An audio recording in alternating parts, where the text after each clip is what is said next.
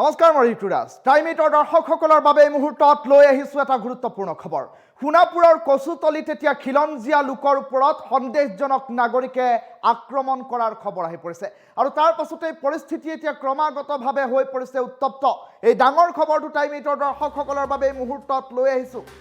Star সিমেন্টছ প্ৰেজেন্টছ time 8 big breaking সোণাপুৰৰ কচুতলিত নিশা ভয়ংকৰ ঘটনা সংঘটিত হৈছে খিলঞ্জীয়া লোকৰ ওপৰত সন্দেহজনক লোকে আক্ৰমণ কৰাৰ খবৰ আহি পৰিছে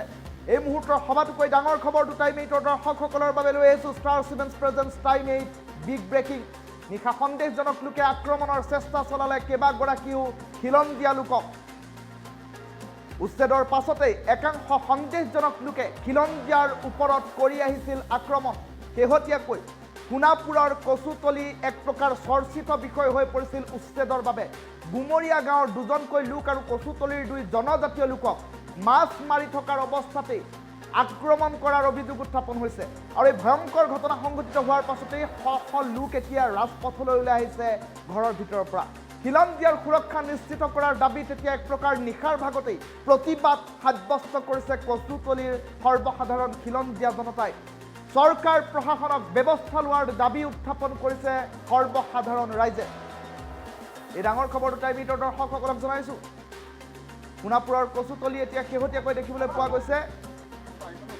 এক প্ৰকাৰ উত্তপ্ত পৰিস্থিতিয়ে বিৰাজ কৰিছে খিলঞ্জীয়াৰ ওপৰত সন্দেহজনক লোকৰ আক্ৰমণ এতিয়া ধাৰাবাহিকভাৱে চলিছে সোণাপুৰৰ কচুতলিত আৰু ধাৰাবাহিকভাৱে এই আক্ৰমণ চলাৰ বাবে এতিয়া দেখিবলৈ পোৱা গৈছে সৰ্বসাধাৰণ সচেতন জনতা আৰক্ষীৰ কাষ চাপিছে স্মাৰক পত্ৰ প্ৰদান কৰিছে এতিয়া বিভাগীয় কৰ্তৃপক্ষক গুমৰীয়া গাঁৱৰ দুজনকৈ লোক আৰু কচুতলিৰ দুই জনজাতীয় লোকক মৎস্য চিকাৰ কৰি থকাৰ অৱস্থাতেই সন্দেহজনক নাগৰিকে এতিয়া আক্ৰমণ কৰাৰ দৰে ঘটনা এতিয়া সোণাপুৰৰ কচুতলিত সংঘটিত হৈছে শেহতীয়াকৈ সোণাপুৰৰ কচুতলি হৈ পৰিছে এক চৰ্চিত নাম কিয়নো শেহতীয়াকৈ সোণাপুৰৰ কচুতলিত কেতবোৰ সন্দেহজনক লোকে বসতি চলোৱাৰ এক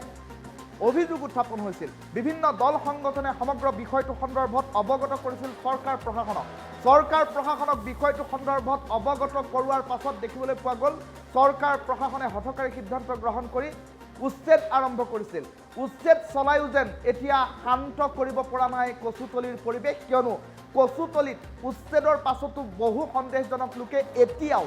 ঘৰ নিৰ্মাণ কৰি থকাৰ খবৰ আহি পৰিছে আৰু তেনে পৰিপ্ৰেক্ষিতত এতিয়া কচুতলিৰ আশে পাশে থকা অঞ্চলসমূহত সোণাপুৰৰ ভিতৰুৱা অঞ্চলসমূহত এতিয়া দেখিবলৈ পোৱা গৈছে উচ্ছেদৰ বাবে যেন এক প্ৰকাৰ আক্ৰমণাত্মক হৈ পৰিছে একাংশ সন্দেহজনক লোক যাৰ ফলশ্ৰুতিত ফল ভুগিবলগীয়া হৈছে এতিয়া সৰ্বসাধাৰণ খিলঞ্জীয়া জনজাতীয় লোকসকলে কালিৰ দিনটোত খিলঞ্জীয়া দুগৰাকীকৈ লোকে মৎস্য চিকাৰ কৰি থকা অৱস্থাতে সন্দেহজনক লোকে গুৰুলাগুৰুলকৈ প্ৰহাৰ কৰাৰ অভিযোগ উত্থাপন হৈছে আৰু সমগ্ৰ ঘটনা সন্দৰ্ভত এতিয়া চিন্তিত হৈ পৰিছে সৰ্বসাধাৰণ জনতা আৰু তেনে পৰিপ্ৰেক্ষিতত সমগ্ৰ বিষয়টো সন্দৰ্ভত এতিয়া প্ৰশাসনৰ দৃষ্টিগোচৰ কৰোৱাৰ বাবে সচেতন দল সংগঠন সচেতন জনতা এতিয়া ৰাজপথলৈ ওলাই অহা দেখিবলৈ পোৱা গৈছে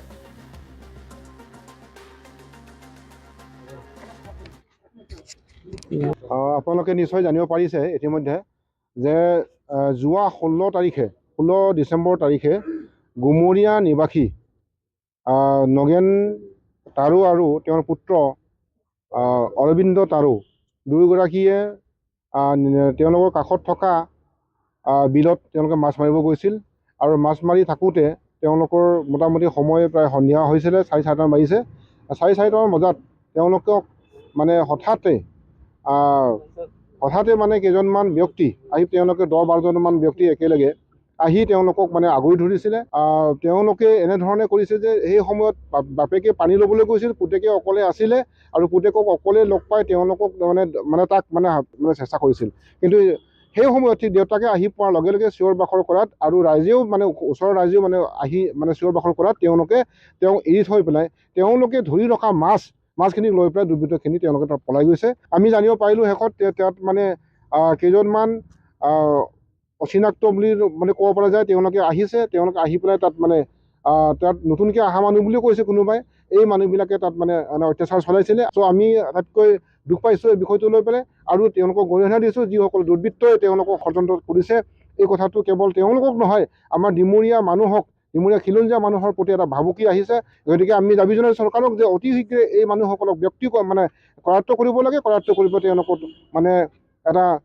নজৰবিহীন শাস্তি প্ৰদান কৰিবৰ কাৰণে আমি দাবী জনাইছোঁ। আৰু আজি এই দাবী জনাৰ কাৰণে আমি ইয়াতে থানাত আহি পেলাই তেওঁলোকৰ বিৰুদ্ধে আমি আজি কেছ আমি ৰুজু কৰিছোঁ। ইয়াত আমি ডিমৰীয়া সকলো দল সংগঠনৰ ব্যক্তিসকলে আহি পেলাই আমি থানাত আজি কেছ ৰুজু কৰিছোঁ। আৰু মানে আমি থানাক কৈছোঁ যে অতি শীঘ্ৰে তেওঁলোকে কৰায়ত্ব কৰিব নোৱাৰে তেনেহ'লে এইটো এটা ভয়ংকৰ ৰূপ ল'ব। আমি তাৰ কাৰণে আমি দল সংগঠন গোটেইবিলাক লগ লাগি পেলাই এই বিৰুদ্ধে আমি কচুতলি যিহেতু ঘটনাটো ঘটিছে, এই কচুতলিৰ ঘটনাৰ বিৰুদ্ধে আকৌ আমি পুনৰ আমি উচ্ছেদ কৰিবৰ কাৰণে আমি দাবী জনামেই আৰু এইসকল কৰায়ত্ব কৰিবৰ কাৰণে দাবী জনাইছোঁ। আৰু এওঁলোকে অকল নহয়, বহুকেইখন ব্যক্তি আমি জানিব পাৰিছোঁ যে বহুকেইখন ব্যক্তি তেওঁলোকৰ জড়িত আছে। আৰু আমি সন্দেহ কৰিছোঁ তেওঁলোকে হয়তো কোনোবা মুছলিম তেনেকুৱা কোনো তেওঁলোক জড়িত আছে, কাৰণ সাধাৰণ তেওঁলোকে যিহেতু আহিছিলে। গতিকে আমি ভাবিছোঁ যে তেওঁলোকে নিশ্চয় তেওঁলোকৰ কিবা এনেধৰণৰ কাৰ্যৰ লগত তেওঁলোকে জড়িত আছে। আৰু সেইসকলকো যিসকল ব্যক্তি এই সংগঠনৰ লগত জড়িত আছে এইসকলকো কৰায়ত্ব কৰিবৰ কাৰণে আমি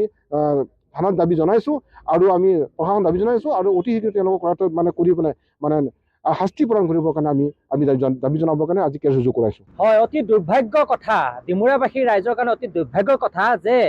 ডিমৰীয়া হেন এটা খিলঞ্জীয়া বেল্ট এৰিয়াত আমাৰ এই বেল্টৰ খিলঞ্জীয়া ভূমিপুত্ৰসকল সুৰক্ষিত নহয়। কিছুদিন আগত আপোনালোকে গম পাইছিল কেনেকৈ খিলঞ্জীয়া আৰক্ষীসকলক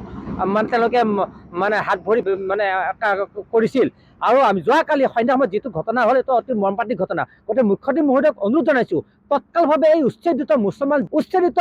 বাংলাদেশী মূলৰ মুছলমান ইয়াৰ পৰা উৎখাত কৰক, নহ'লে ইয়াত খিলঞ্জীয়া মানে নিৰাপত্তা নাই। যোৱাকালি যিটো ঘটনা ঘটিছিল, বাপেক পুতেকে মাছ মাৰিব যাওঁতে কথা নাই বতৰা নাই তেওঁলোকে চাৰিওফালৰ পৰা আগুৰি ধৰিছে। 15 পৰা 20 জনীয়া দল এটাই আগুৰি ধৰি ইমানখিনি সাহস ক'ত পালে? এই পেটলা নামৰ কোনোবা এটা মানুহ আছে, তাৰ পুতেক আছে, সেই পুতেকটো বোলে এইবিলাক কৰিছে। গতিকে অতি সোনকালে ডিমৰীয়াবাসী ৰাইজ একত্ৰিত হওক। ইয়াত কোনো পলিটিক্স কৰি নাথাকিব আপোনালোকে। ইয়াতো পলিটিক্স কৰাৰ সময় নহয়। খিলঞ্জীয়া অস্তিত্বৰ যুঁজ, খিলঞ্জীয়া ভৱিষ্যতৰ যুঁজ, উঠি অহা নতুন প্ৰজন্মৰ কাৰণে আমি যুঁজ দি আছোঁ। গতিকে সকলো ৰাইজ, ডিমৰীয়াবাসী ৰাইজ, খেতি তপাতলি জাগিৰোড যোৰাবাট সন্ধিয়া প্ৰায় 6 মান বজাত গুমৰীয়া অঞ্চলৰ হয় খিলঞ্জীয়া ভূমিপুত্ৰৰ ওপৰত এই যে আক্ৰমণ চলি আছে, এই আক্ৰমণ খিলঞ্জীয়াৰ ওপৰত নহয়, এই আক্ৰমণ সম্পূৰ্ণ হয়। যোৱা 16 তাৰিখৰ যি অনাকাংক্ষিক ঘটনা যি হ'ল এই গুমৰীয়া পথাৰত, তাৰ বিৰুদ্ধে আমি ট্ৰাইবেল সংঘ, কাৰ্বি ছাত্ৰ সন্থা আৰু নিখিল বড়ো ছাত্ৰ সন্থা, আমি 3টা সংগঠন আৰু বিভিন্ন দল সংগঠন লগ লাগি আমি আৰু সোণাপুৰ আৰক্ষী থানাত এখন এজাহাৰ দিছোঁ।